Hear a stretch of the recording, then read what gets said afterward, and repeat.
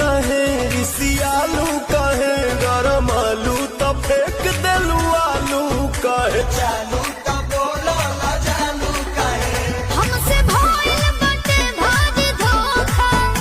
एही आलू के मिस देब चोखा बुझाई